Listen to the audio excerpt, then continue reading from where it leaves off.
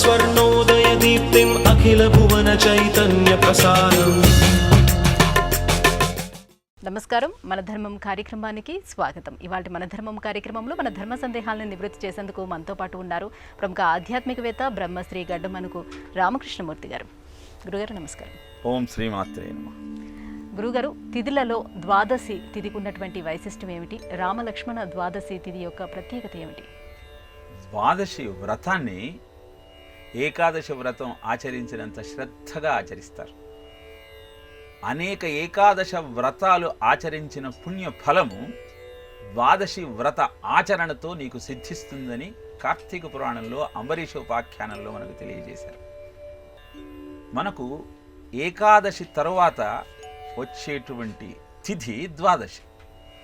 ఏకాదశి నాడు మనం ఉపవాసం ఉంటాం. 36 గంటల ఉపవాసాన్ని పారణ సమయంలో ఆహారం స్వీకరించటం వల్ల ముగిస్తాం.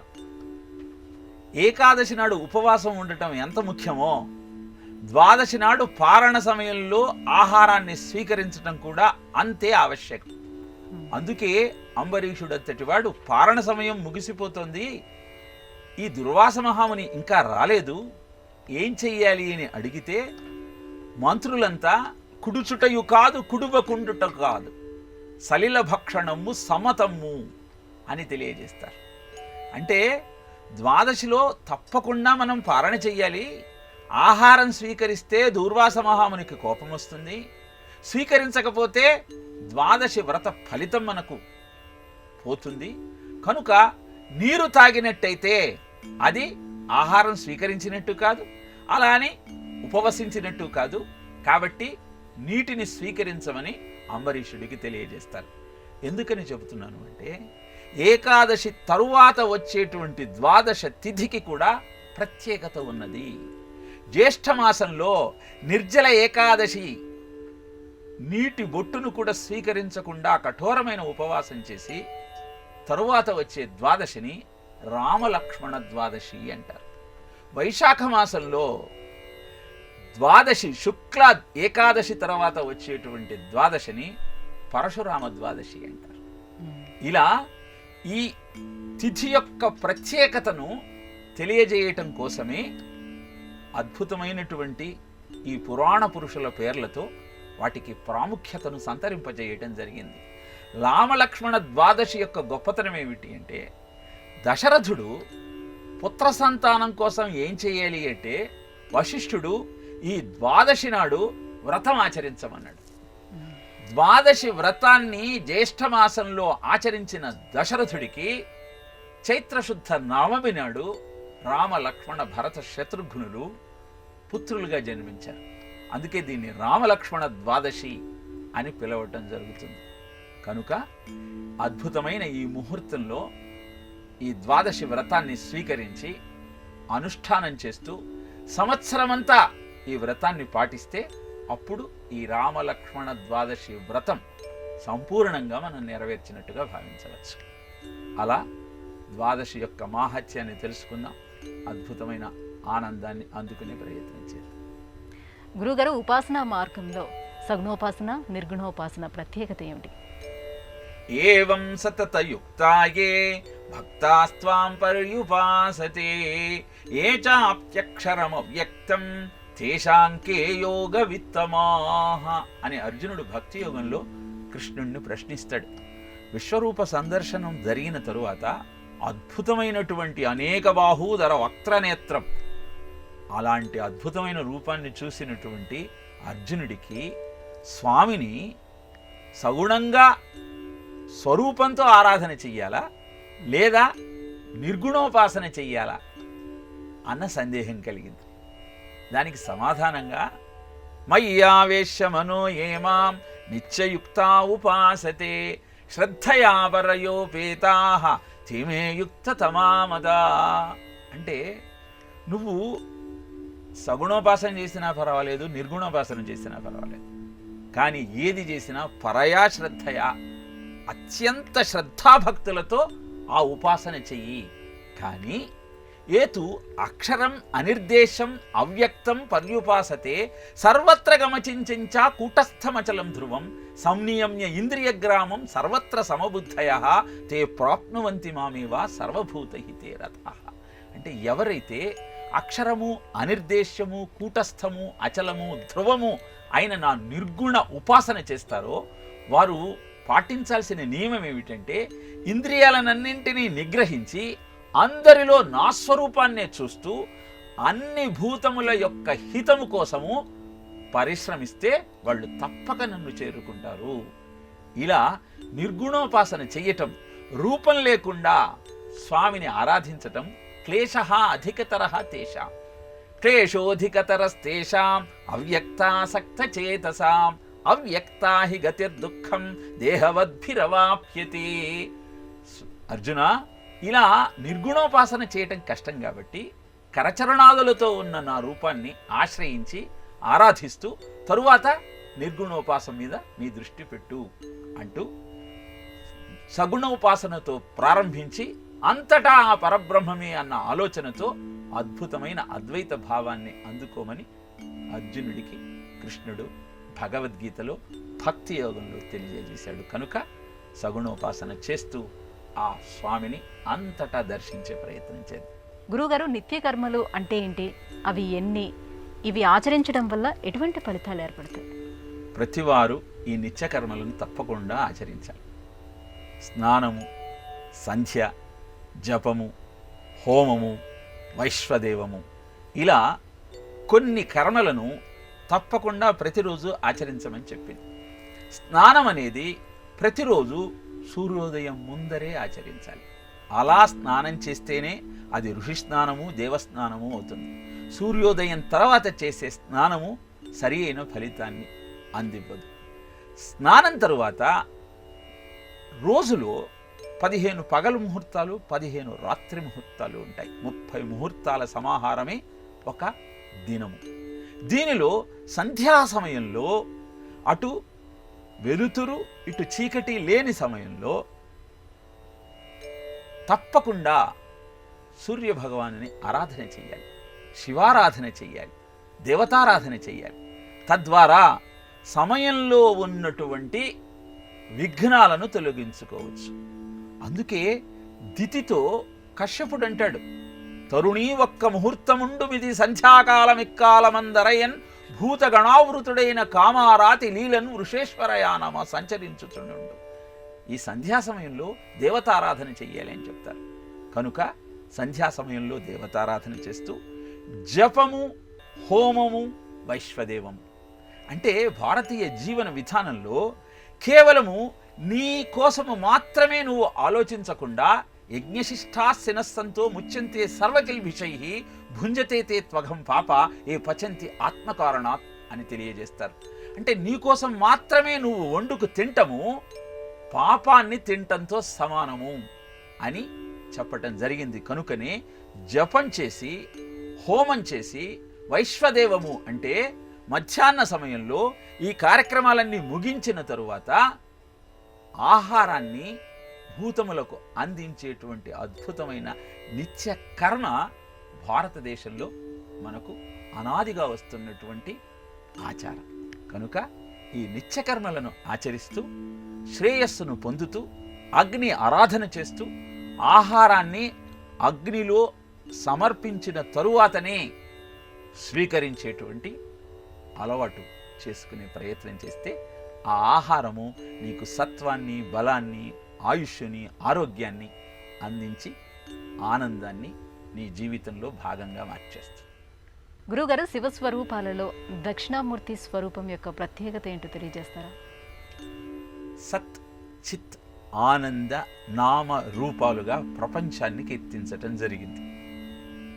సత్, చిత్, ఆనందం, దీన్నే అస్థి, భాతి, ప్రియం అని కూడా అంటారు. సత్ అంటే ఉనికి, చిత్ అంటే చైతన్యం, ప్రియం అంటే ఆనందం. ఈ మూడింటికి రూపం లేదు, కానీ ఈ మూడు ఆ పరమాత్మ యొక్క లక్షణాలు. మరి వీటికి రూపాన్ని కల్పిస్తే అది దక్షిణామూర్తి, పేరు పెడితే అది దక్షిణామూర్తి. ఇలా అద్భుతమైన పరమాత్మ తత్వాన్ని అరూపరూపిగా ఉన్నటువంటి శివుడికి ఆపాదించి జ్ఞాన స్వరూపాన్ని ఆవిష్కరించి 64 రూపాలలో దక్షిణామూర్తి స్వరూపము జ్ఞాన స్వరూపంగా ప్రకటించటం జరిగింది. ఎప్పుడైతే మనం అస్థి, భాతి, ప్రియం అనే ఈ 3 లక్షణాలను అందుకోవటం కోసం నామరూపాలను ఆశ్రయిస్తామో, ఆ ఆరాధన కొనసాగిస్తామో, ఆ ఆరాధన పరాకాష్ఠకు చేరితే అది మౌనాన్ని ఆశ్రయిస్తుంది.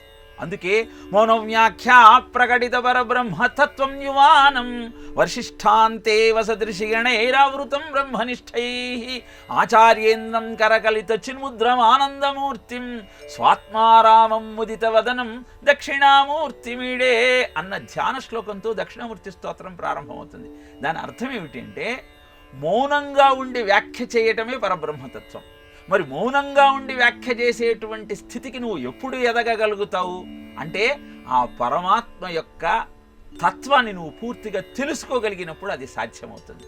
ఇది తెలియచేయటం కోసమే దక్షిణామూర్తి ఒక చేతిలో జపమాల, అక్షమాలను ధరించి, అమృత కలశాన్ని ధరించి, పుస్తకాన్ని ధరించి, చిన్ముద్రతో ఆవిష్కరింపబడుతూ ఉన్నాడు. ఆయన కాలి కింద అపస్మారకుడనే రాక్షసుడు తొక్కబడుతూ ఉన్నాడు. ఆయన వర్ణము స్ఫటకమణి వర్ణం, స్ఫటిక రజత వర్ణం, అద్భుతమైనటువంటి నిర్మలమైనటువంటి స్ఫటికం లాంటి వెండి వర్ణంతో ప్రకాశిస్తున్నాడు. అది శుద్ధ సత్వగుణానికి చిహ్నం. తర్వాత చేతిలో అక్షమాల, ఆ నుంచి క్షాదాకా ఉన్న అక్షరాలన్నీ మంత్రస్వరూపాలే. అమంత్రస్య అక్షరం నాస్తి అని చెబుతుంది నీతి శాస్త్రం. కనుక ఈ అక్షమాలను ధరించి సర్వవాంగ్మయాలు నా చేతిలో ఉన్నాయి అని తెలియజేస్తూ, అమృత కలశం అంటే ఎప్పుడైతే ఆ జ్ఞానం నీకు సిద్ధిస్తుందో నీవు అమృత తుల్యుడు అవుతావు, మృతి లేనివాడి రూపుదిద్దుకుంటావు. తర్వాత జ్ఞానముద్రను ప్రదర్శిస్తూ ఉన్నాడు, చిన్ముద్రను. చిన్ముద్ర యొక్క ఆంతర్యం ఏమిటి అంటే, అంగుష్టం తత్పదం ప్రోక్తం తర్జనీం త్వం పదే స్థితం తయోర్ ఐక్య తయోర్ సంధి చిన్ముద్రా సా ప్రకీర్తిత అని చెప్తారు.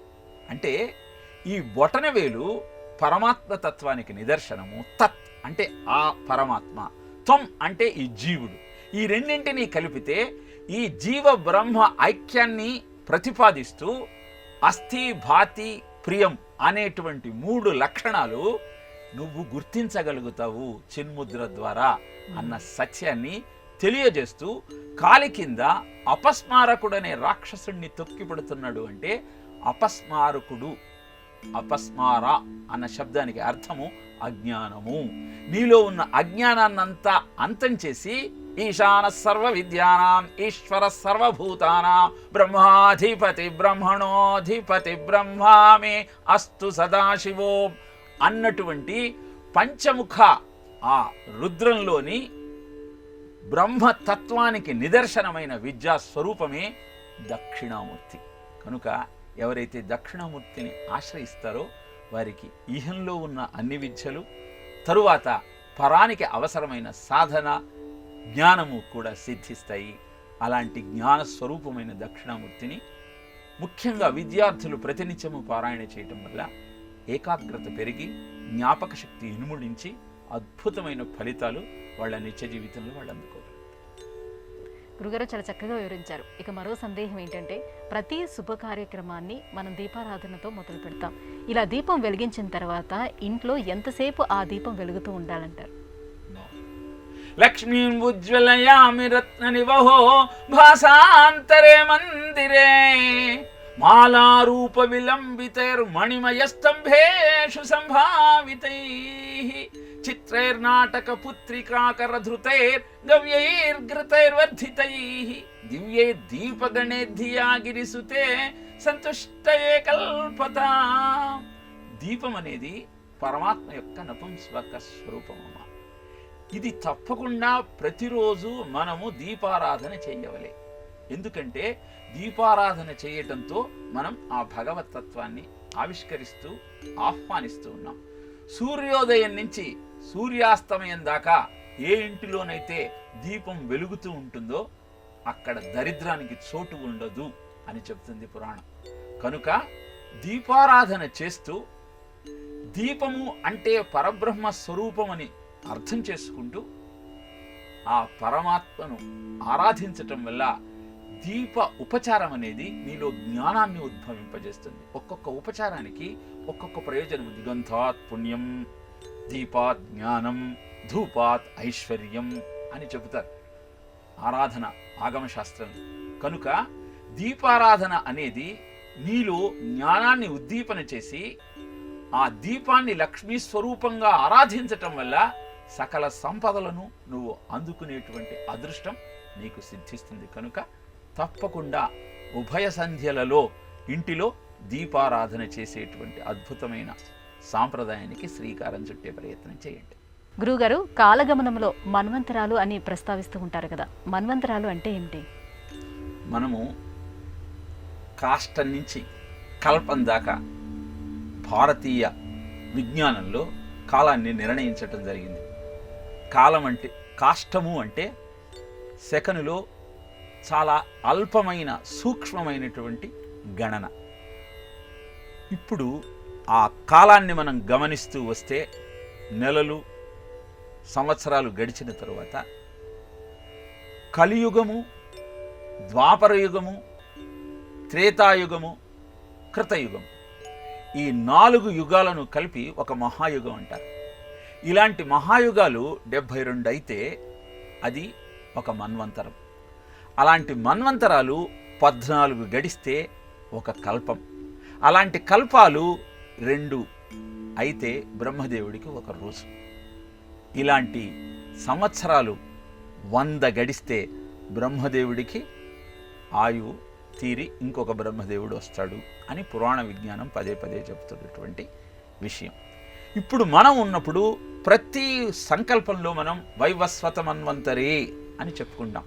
వైవస్వత మన్వంతరము 7వ మన్వంతరం. మన్వంతరాలు స్వయంభూ మన్వంతరంతో ప్రారంభమయ్యి ఇంద్ర మన్వంతరంతో ముగుస్తుంది. వీటిని స్వయంభూ, స్వారోచిష, ఉత్తమ, రైవత, చాక్షుష, వైవస్వత, సావరణి, దక్ష సావరణి, బ్రహ్మ సావరణి, దేవ సావరణి, ఇంద్ర సావరణి, రుద్ర సావరణి, ఇలా 14 మన్వంతరాలను పురాణంలో చెప్పటం జరిగింది. నిజానికి ప్రతి మన్వంతరానికి ఒక విష్ణువు, ఒక ఇంద్రుడు, సప్త ఋషులు, వీళ్ళంతా ఒక మనువు ఉంటారు. వైవస్వత మన్వంతరంలో ఇంద్రుడు ఇంద్ర పదవిలో ఉంటాడు. కానీ బలి చక్రవర్తి వైవస్వత మన్వంతరంలోనే స్వర్గాధిపత్యం పొంది ఇంద్ర పదవిని అధిష్ఠిద్దాం అనుకున్నాడు. కనుకనే శ్రీ మహావిష్ణువు వామనావతారంలో వచ్చి ఆయన యొక్క దానానికి సంతోషించి ఆయనను పాతాళలోకానికి అధిపతిని చేసి తాను రక్షకుడిగా ఉండి సావరణి మన్వంతరం దాకా వేచి చూడమని చెప్పాడు. కనుక కాల గమనంలో అద్భుతమైనటువంటి ఈ గణన మన విజ్ఞానము ఎంత గొప్పదో వివరిస్తూ ఉన్నది. తెలుసుకొని ప్రతిరోజు సంకల్పంలో శ్రీ మహావిష్ణోరాజ్ఞయా అద్య బ్రహ్మణ ద్వితీయ పరార్థే శ్వేతవరాహ కల్పే వైవస్వత మన్వంతరే కలియుగే ప్రథమ పాదే జంబూద్వీపే భరతవర్షే భరతఖండే మేరోర్ దక్షిణ దిగ్భాగే శ్రీశైలస్య వాయువ్య ప్రదేశే కృష్ణా గోదావర్యోర్ మధ్య ప్రదేశే సమస్త దేవతా హరిహర బ్రాహ్మణ సన్నిధౌ అస్మిన్ వర్తమాన వ్యావహారిక చాంద్రమానేన క్రోధినామ సంవత్సరే ఉత్తరాయణే వసంత ఋతౌ వైశాఖమాసే, ఇలా కాలాన్ని ప్రతి క్షణాన్ని గుర్తు చేసుకుంటూ సంకల్పంలో చెప్పుకుంటూ నేను ఆచరించే సత్కర్మలన్నీ నాకు శుభ ఫలితాలను ఇచ్చుగాక అంటూ భగవంతుణ్ణి ప్రార్థించేటువంటి సాంప్రదాయము నీ కర్మ ఫలితాన్ని, ప్రారబ్ధాన్ని క్షయం చేసి నీకు ఉత్తమ గతులను అందించే అద్భుతమైన సాధనం. అలా భారతీయుడు అనాదిగా ఆచరిస్తూ ఉన్నటువంటి ఈ సాంప్రదాయాన్ని మనము పాటిద్దాం. ఆనందమైన జీవితానికి సోపానాలు నిర్మించుకునే ప్రయత్నం చేద్దాం. గురుగారు, ఇక మరో సందేహం, నవగ్రహ మంటపాలు శివాలయాల్లోనే ఎందుకు ఎక్కువగా ఉంటాయి? నిజానికి ప్రతి గ్రహానికి ఆలయం ఉన్న క్షేత్రాలు కూడా ఉన్నాయి. కానీ శివాలయంలో విశేషంగా ఈ నవగ్రహ మంటపాలు కనపడటంలోని ఆంతర్యం ఏమిటి అంటే ఆయన కాలారి కామారి, మృత్యువు ఆసన్నం కాబోతోందన్నటువంటి ఆలోచనతో ఆయనను ఆశ్రయించినటువంటి మార్కండేయుడు మృత్యుంజయుడయ్యాడు. అలానే మనస్సును మధించేటువంటి మన్మధుణ్ణి దగ్ధం చేసి నీలో కోరిక అనేటువంటి ఆలోచనను మృగ్యం చేసి అంతటా ఉన్నది ఆ శివ చైతన్యమే అన్న అద్భుతమైన జ్ఞానాన్ని నీకు కలిగించేవాడు ఆ శివుడు. కాలానికి అధిపతి అయినటువంటి ఆ శివుడిని ఆశ్రయించి ఈ నవగ్రహముల ప్రభావం నుంచి బయటపడటం కోసం శివాలయంలోకి వెళ్ళిన మనము ఆ గ్రహములకు కూడా నమస్కరించి గ్రహ దోషములను పోగొట్టుకుంటూ శివుడి యొక్క అద్భుతమైన కృపా కటాక్ష వీక్షణాల ద్వారా దోషం నుంచి నివృత్తి పొందవచ్చు అన్న ఆలోచనతో శివాలయాలలో విశేషంగా నవగ్రహముల యొక్క స్థాపన చేయటం జరుగుతుంది. గురుగారు, ఇవాళ మన ధర్మము కార్యక్రమంలో మాకు వచ్చినటువంటి ఈ ధర్మ సందేహాలన్నీ కూడా నివృత్తి చేసినందుకు ధన్యవాదాలండి. కృష్ణ. ఇది ఇవాళ మన ధర్మం కార్యక్రమం. రేపటి మన ధర్మం కార్యక్రమంలో మళ్ళీ కలుసుకుందాం. నమస్కారం. ఈ కార్యక్రమాన్ని తిరిగి చూడాలనుకుంటే www.youtube.com/ETV Life Spiritual లో చూడవచ్చు.